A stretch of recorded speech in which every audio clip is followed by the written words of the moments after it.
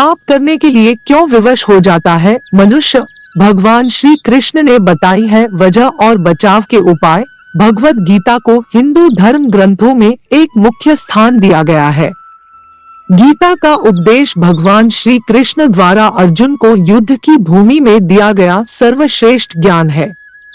इस ज्ञान के द्वारा ही अर्जुन को सही और गलत के बीच का अंतर पता चल सका और इसी के आधार पर अर्जुन ने युद्ध में विजय हासिल की।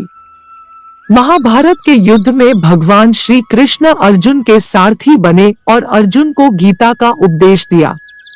यह उपदेश जितना उस दौरान प्रासंगिक था उतना आज भी है, क्योंकि आज के समय में मनुष्य का जीवन ही एक युद्ध बनता जा रहा है। ऐसे में आप यहाँ जान सकते हैं कि किन परिस्थितियों के कारण मनुष्य पाप में भागीदार बनता है और इससे किस प्रकार बचा जा सकता है। यह दिया उत्तर केन प्रयुक्तो य पापन चरति पुरुष अनिच्छन्नपि वार्ष्णेय बलादेव नियोजिता। इस श्लोक में अर्जुन भगवान श्री कृष्ण से यह प्रश्न पूछता है कि मनुष्य न चाहते हुए भी बुरे कर्म क्यों करता है, जिसके उत्तर में भगवान श्री कृष्ण कहते हैं कि मनुष्य की वासना और निहित स्वार्थ के चलते ही वह पाप करने के लिए विवश हो जाता है।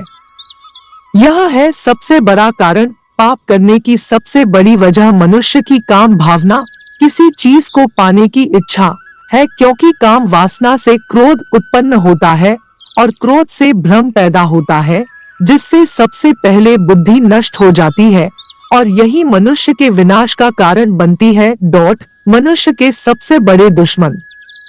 भगवान श्री कृष्णा आगे कहते हैं कि जिस प्रकार धुआं अग्नि को ढक देता है, ठीक उसी तरह काम, मोह और वासना भी मनुष्य के ज्ञान को ढक देती है।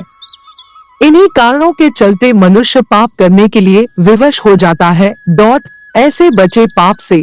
भगवान श्री कृष्ण पाप से बचने के कुछ उपाय भी गीता में बताते हैं, जिसके अनुसार मनुष्य को आसक्ति या विरक्ति के प्रभाव के अधीन नहीं होना चाहिए। जब किसी व्यक्ति में आसक्ति और विरक्ति का अभाव होता है तो उस जीवन को ही उत्तम माना जाता है।